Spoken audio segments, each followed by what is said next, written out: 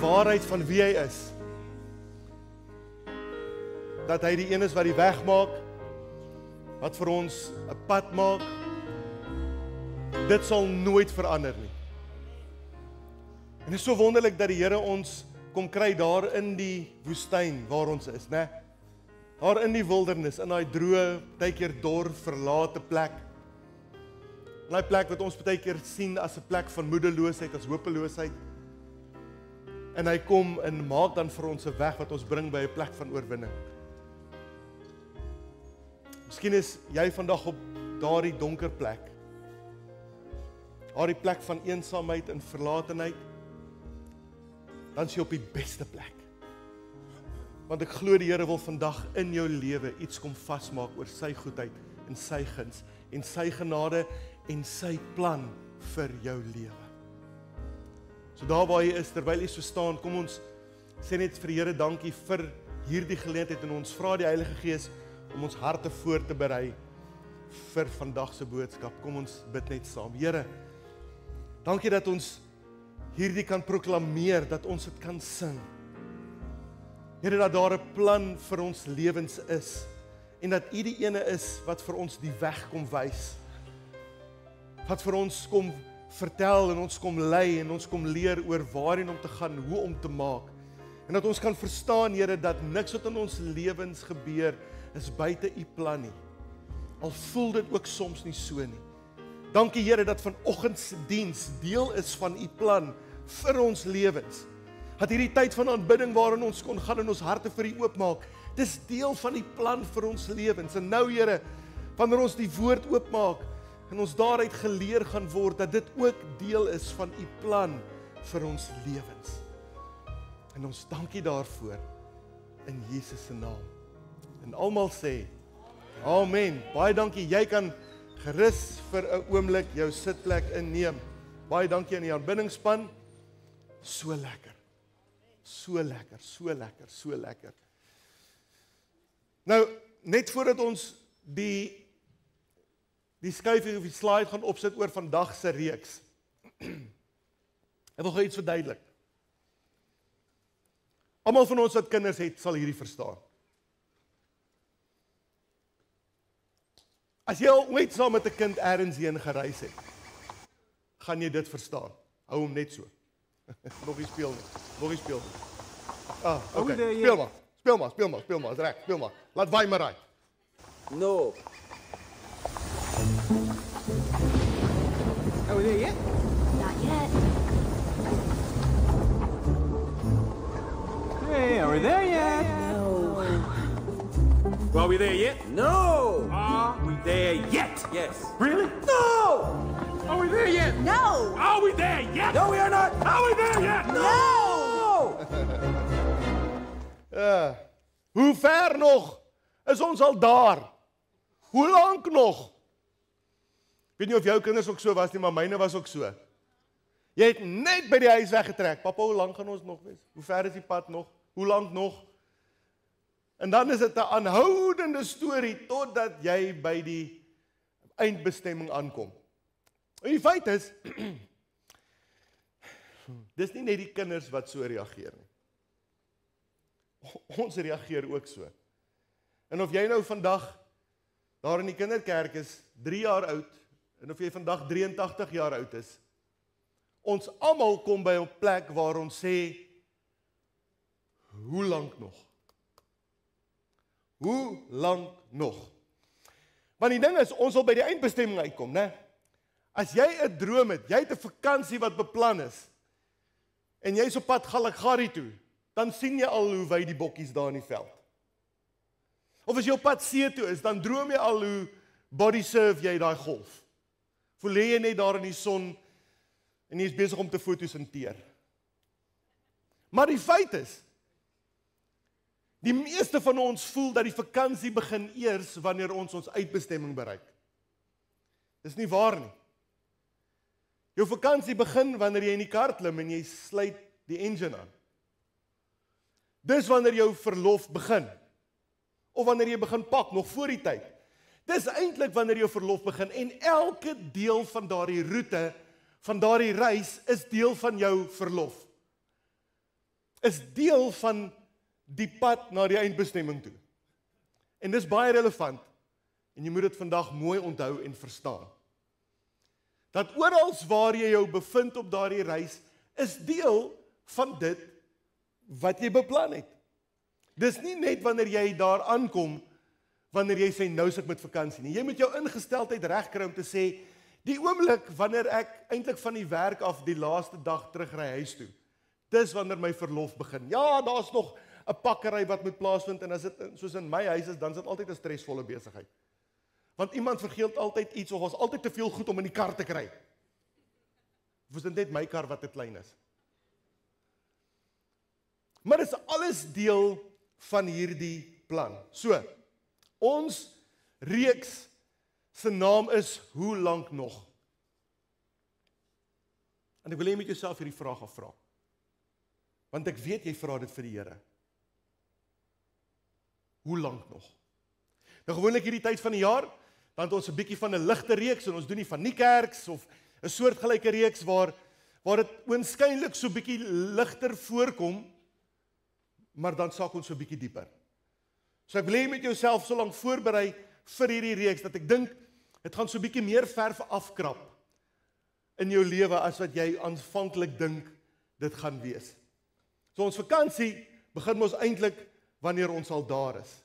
Want ons sien die eindbestemming. In ons geestelike lewe sien ons die uitbestemming. Ons sien die plan van God vir ons lewens. Ons het drome, ons het ideale, ons het beloftes uit die woord van die Here, en dan ewe skielik dan bevind ons in 'n plek waar ons vir die Here sê, hoe lank gaan ek nog hier spandeer? Hoe lank moet ek nog hierdie moeilikheid verdra? Maar onthou dat dit ook is deel van die reis. En dis ook deel van God se plan. So as jy die Here vra, hoe lank nog? Dan moet jy verstaan dat jy's dalk net gestuur na hier, waar jy nou is.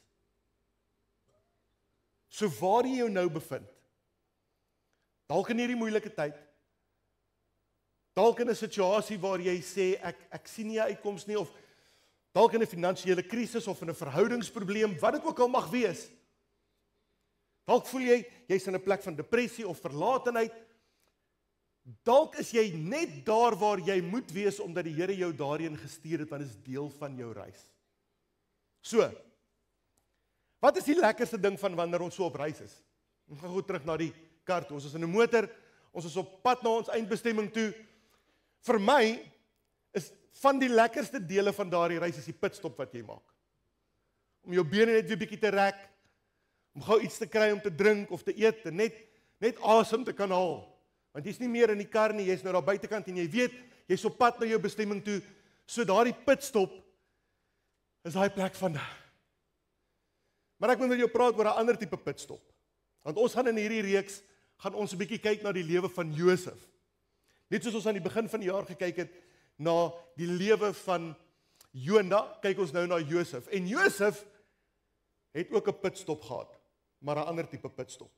'n pitstop, nie 'n pitstop nie, né? 'n pitstop. So ons gaan vandag kyk na Josef se pitstop, en dit gaan oor hierdie verhaal van hierdie jong seun met sy amazing Technicolor Dreamcoat, soos hulle in die liedjie sê. En ons ken sy verhaal, en oor die volgende paar weke gaan ons so 'n bietjie uitmekaar uittrek, en vandag se verhaal vind plaas in Genesis 37. En ek gaan nie die hele gedeelte lees nie, ek wil net so vinnig deur daardie gedeelte gaan. Josef het 2 drome, en in hierdie drome deel hy dit wat hy gesien het met sy broers en met sy pa. En dit spreek van heerskappy, en sy broers is ongelukkig met hom, en sy ouers sê, wat? Gaan ek en jou ma en jou broers nou voor jou neerbuig? Want daar was koringgerwe wat neergebuig het voor 'n ander koringgerf en so meer.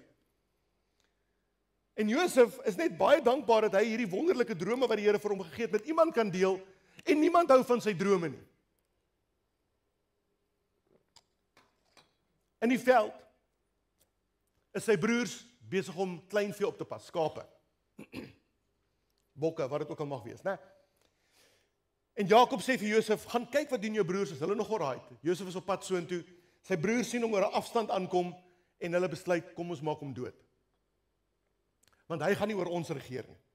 Hy is die jongste, en buitendien, hy is 'n buitekind, hy is nie eers regtig deel van ons, ons wil hom nie in ons lewens hê nie. Een van die broers sê toe, Hawkeye, Ons gaan nie bloed vergiet nie, kom ons gooi hom in die put. As hy dan doodgaan, dan sit die bloed nie op ons hande nie. Ons het hom nie doodgemaak nie. Daar vat hulle Josef, gooi hom binne in 'n put, en dis waar Josef se pitstop begin het. Ek wil vir jou 'n versie lees. Genesis 37 vers 24 in die ou vertaling sê, en hulle neem hom en hulle gooi hom in die put. Maar die put was leeg, daar was geen water in nie. 'n Droë put. En dis dalk net waar jy jouself vandag bevind, in hierdie droë, eensame, donker plek. 'n Plek waar jy alleen voel. 'n Plek waar jy misverstaan voel. 'n Plek waar jy verlate voel. 'n Plek waar jy hopeloos voel. Jy het drome, onthou, die Here gee vir Josef hierdie drome. En jy het hierdie ideale, jy het dinge wat jy wil doen. En ewe skielik is jy in 'n plek wat glad nie lyk soos God se beloftes oor jou lewe nie. Dit lyk heeltemal anders. Maar ek glo die Heilige Gees wil vandag vir jou sê, dat die put is nie jou einde nie, dit is net 'n oorgangsplek. Dit is nie 'n punt nie, dit is net 'n komma. As 'n paar dinge wat jy vandag moet verstaan. Die eerste ding is, dat die put-situasie waarin jy jouself bevind, is nie buite God se plan nie. Niks wat in jou lewe gebeur, glo ek met alles in my, is nie deel van God se plan in jou lewe nie. Josef het nie in die put beland, omdat die Here hom verlaat het nie. Maar het in die put beland, omdat God besig was om sy beloftes in sy lewe te vervul. En dis dalk waar jy is, in 'n donker, moeilike plek, eensame plek, verlate plek, maar dis dalk net daar waar die Here jou nou wil hê, want daar's iets wat in jou lewe moet plaasvind. Soms laat die Here toe dat jy in daardie putseisoen is, dat jy afgesny voel, dat jy verlate voel, dat jy verkeerd verstaan voel, nie omdat hy jou straf nie, maar omdat hy besig is om karakter in jou lewe te bou. As Josef op daardie jong ouderdom, 12 jaar oud, hoe oud hy ook al was, as hy toe al na die paleis toe moes gegaan het, sou hy glad nie kon regeer nie. Hy was in die eerste plek te jonk, in die tweede plek het hy geen lewenservaring gehad nie. Niemand het hom geken nie, die koning het nie eers, Farao het nie eers geweet van sy bestaan nie. Maar die feit dat hy in die put was, het iets heeltemal anders ontsluit in sy lewe. Romeine 8 vers 28 in die Nuwe Lewende Vertaling sê ek, ons weet dat vir hulle wat God liefhet, alles ten goeie meewerk. Selfs jou put. Selfs daardie moeilike omstandighede.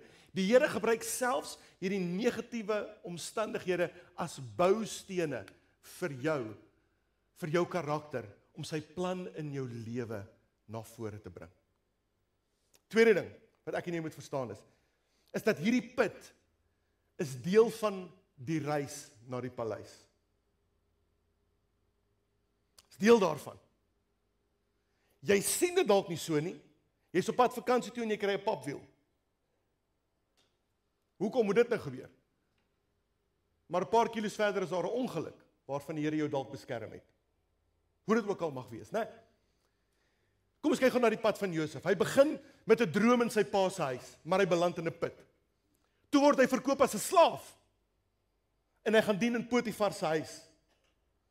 Daarna beland hy in die tronk en uiteindelik in die paleis. So daar's 'n roete wat hy moes volg en nes hy gedink het, okay, nou gaan dit goed met my, dan gebeur daar iets slegs. En nou gaan dit weer beter en dan gebeur daar iets slegs. Totdat hy op die plek beland waar die Here wil hê hy moet wees. Alles wat vir hom soos 'n fout gelyk het, was deel van God se plan in sy lewe. As hy nie in die put was nie, sou hy nie verkoop was nie. As hy nie verkoop was nie, sou hy nie in Egipte beland het nie. As hy nie in Egipte was nie, sou hy nie vir Potifar ontmoet het nie. As hy nie in Potifar se huis was nie, sou hy nie in die tronk beland het nie. En as hy nie in die tronk beland het nie, sou hy nie die skinker en die bakker en hierdie persoon ontmoet het nie. En as dit nie gebeur het nie, sou hy nie in die paleis beland het nie. En dit begin by die put.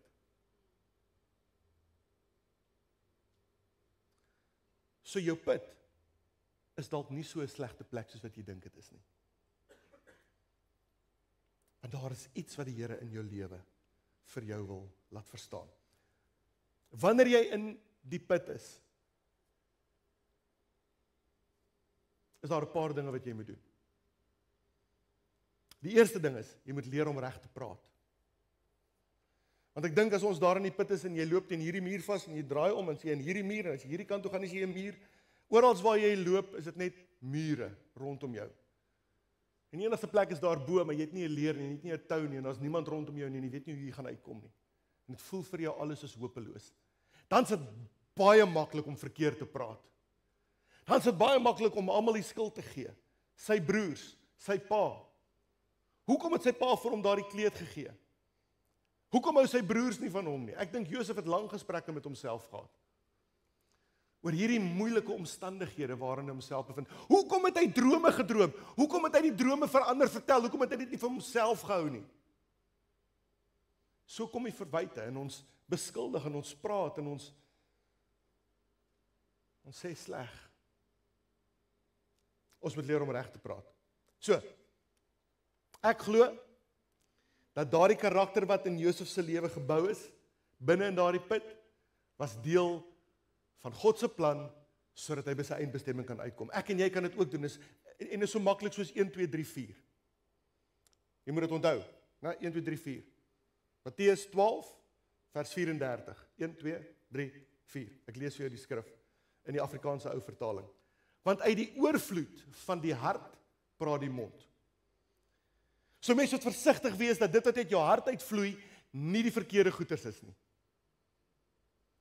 Want wanneer ek en jy die regte goed bid en die regte goed praat, dan verheerlik ons deur dit alles terwyl jy in die put is, verheerlik jy die Here en is dan baie makliker om deur daai put tydperk te gaan. Dit beteken nie jy gaan dalk onmiddellik uit die put uitgehaal word nie, maar wanneer jy jou woorde reg kry, maak dit daardie omstandighede waarin jy is vir jou baie keer soveel makliker. Jy kan daarmee cope. Die tweede ding wat jy moet onthou, dat God se tydsberekening is anders as ons tydsberekening. En ons moet sy tydsberekening vertrou. Sy tyd is nie jou tyd nie, is nie my tyd nie. Dinge gebeur in ander volgorde as wat ek en jy wil hê dit moet gebeur. Wat gebeur met klein kindertjies as jy vir hulle vra, wat wil jy eendag word? Ek wil 'n brandweerman word. Ek wil 'n dokter word. Ek wil 'n polisieman word, of wat dit ook al mag wees, of 'n prokureur. As jy vir daai 6-jarige kind in die hof moet gaan sit, om iemand te verdedig, is daar moeilikheid. Gaan nie weet wat om te sê nie, maar ek wil 'n prokureur word, of gee 'n skalpel vir 'n 6-jarige kind, net voordat hulle in die skool ingaan, en sê vir hulle gaan doen geope hartchirurgie.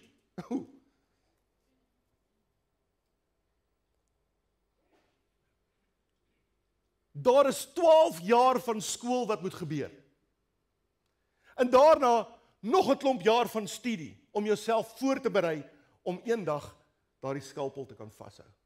Of om iemand te kan verdedig in die hof.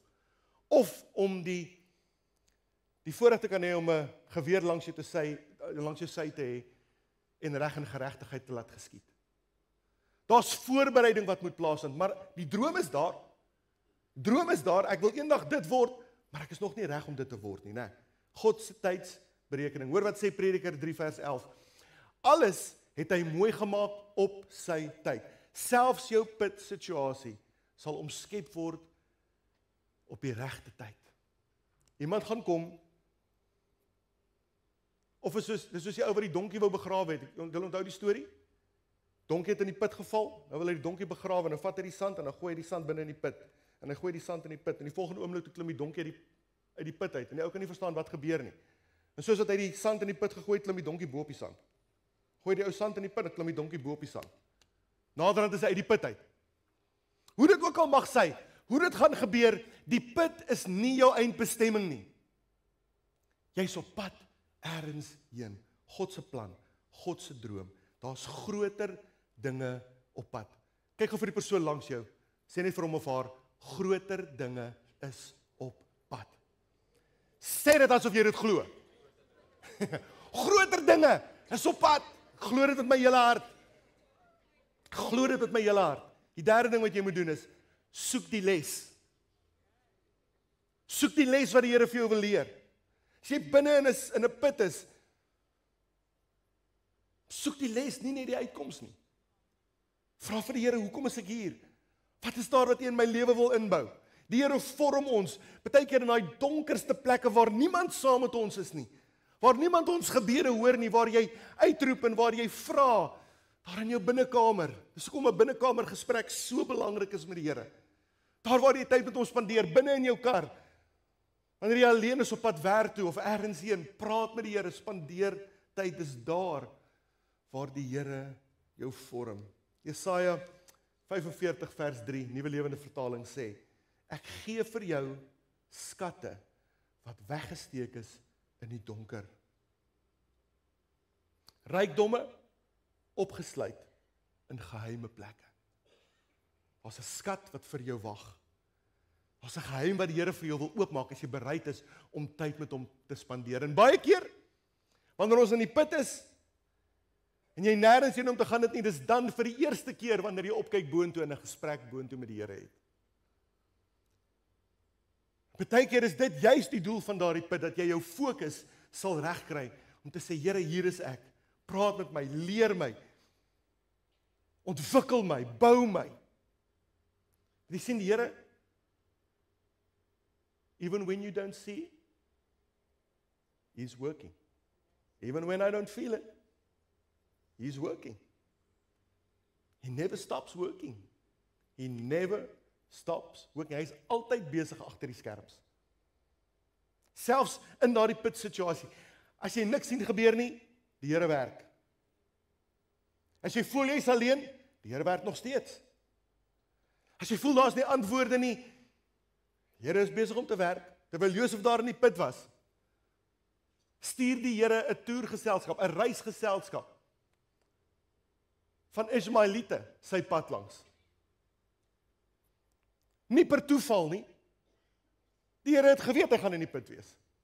En hy het geweet dat binne in die put gaan daar vir hom 'n uitkoms wees deur 'n karavaan van Ismaeliete te stuur om hom daar uit te haal sodat die volgende deel van sy lewe geskryf kan word.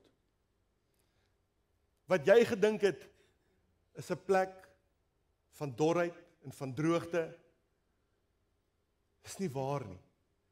En nou ewe skielik, nou kom daar 'n uitkoms, dis nie toeval nie. Dis God se voorsiening. Iemand praat met jou, skep 'n gedagte by jou. Iemand gee vir jou 'n woord. Jy hoor iets oor die radio. Daar's 'n klop aan die deur, daar's 'n telefoonoproep, daar's 'n e-pos wat ewe skielik jou hele lewe verander. Toeval? Nee. God se plan. Dis jou uitkoms. En vir Josef was hierdie Ismaeliete, hierdie handeldrywers, was sy Uber na 'n ander plek toe. Nooit gedink dit sal so gebeur nie. Want hy het gedink, wat gaan gebeur is 'n tou gaan uitkom, my boeties gaan sê hulle is jammer, hulle gaan my uithaal, alles gaan oukei wees, ek gaan weer my jasie aantrek. Almal is gelukkig, almal gaan aan. Dis nie hoe dit gebeur het nie. Wanneer jy binne in hierdie put is, een ding wat ek en jy nooit kan sê nie, is dat die Here jou vergeet het nie. Hy begewe en hy verlaat ons nooit. Hy's nog steeds besig om te werk. Even when you don't see it, he's working. Sê eerder, Here, moenie sê Here het my vergeet nie. Sê, Here, U het my hierheen gebring. Wys my wat U plan met my lewe is. Wys my wat die doel is. Wys my wat die volgende stap in my lewe is, Here. Want in jou reis is jy gestuur na hier. Daar's 'n plan, daar's 'n doel met jou lewe waar jy jouself nou bevind. Ulrich, wil jy nie my kom help nie asseblief? Jy is nie verlore nie. Jy is presies waar die Here wil hê jy moet wees. Ek wil vir jou 'n laaste skrif lees. Psalm 37 vers 23. En dis in die nuwe vertaling wat ek dit lees. Dit sê die Here bepaal die koers van die mens, met wie se pad hy tevrede is. En hy ondersteun hom. Selfs in die put ondersteun die Here jou. Ek wil vir jou uit die Amplified uitlees, dieselfde vers The steps of a good and righteous man are directed and established by the Lord. So as dit dan 'n geval is, dat wanneer jy loop en elke voetstap van 'n regverdige word deur die Here bepaal, en jy kry jouself binne na die put en jy's besig om in die ronde te loop, selfs terwyl jy daar in die put is en jy weet nie watter kant toe nie, elke voetstap word nog steeds deur die Here bepaal, want hy hou nie op om dit te doen nie, net omdat jy in 'n put is nie.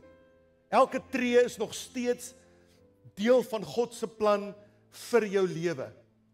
Die tweede deel is, and he delights in his way and he blesses his path. Jy is nou eenmaal die geseënde van die Here deur Jesus Christus en die Here seën jou pad vorentoe. Selfs al is dit binne in 'n put. As jy 'n kind van die Here is en jy vertrou die Here, jy sê die Here is my toevlug, die Here is my rots, die Here is my sterkte, dan moet jy hom ook vertrou binne in die moeilike seisoen. Dan is dit nie tyd om weg te hardloop nie. Of om te sê, Here, U het my verlaat nie. Nee, dan moet jy juis meer moeite doen om tyd met die Here te spandeer, binne in daardie put. Want die Here seën jou pad. En hy seën elke deel daarvan. Die deel toe jy die droom gekry het. Die deel toe jy dit met iemand gedeel het. Die deel toe hulle jou in 'n put gegooi het. Die deel toe jy uitgehaal was. Toe jy gaan dien het. Toe jy in die tronk beland het. Toe jy in die paleis gekom het. Elke deel van jou roete wil die Here en sal die Here seën. En ek weet vanoggend is hier mense wat sê, ek's in 'n put. Ek hardloop teen 'n muur vas, maak nie saak watter kant toe ek gaan nie. Ek weet nie hoe om hier uit te kom nie. Ek wil vanoggend vra, wil jy nie net daar waar jy is, jou oë vir 'n oomblik toemaak nie asseblief. Sal die Heilige Gees 'n geleentheid gee om nou met jou te kan werk, nou met jou te gesels. En die eerste ding is dat jy net, my gebed is dat jy vanoggend sal bewus word van God se intense liefde vir jou. Daardie warm liefde van 'n Vader wat omgee. 'n Vader wat jou vashou. Vanoggend in jou gees vir jou kom sê, jy is kosbaar en jy is spesiaal vir my. Jy's nie verlore nie. Jy's nie verlate nie. Ek het jou nie alleen gelos nie. Ek haal jou vanoggend uit hierdie pad uit. Ek het 'n plan met jou lewe. Ek het 'n doel met jou lewe. As jy vanoggend sê, ek is so 'n persoon, kan ek jou 'n baie groot guns vra. Wil jy nie hier voor by my kom staan nie? Ek wil persoonlik vanoggend saam met jou bid. Jy sê ek is moedeloos. Dit voel vir my ek kan nêrens heen gaan nie. Ek het 'n droom, maar dit voel vir my ek is verlate. Ek wil jou nooi, vat die moed van jou oortuiging. Kom staan vanoggend hier by my.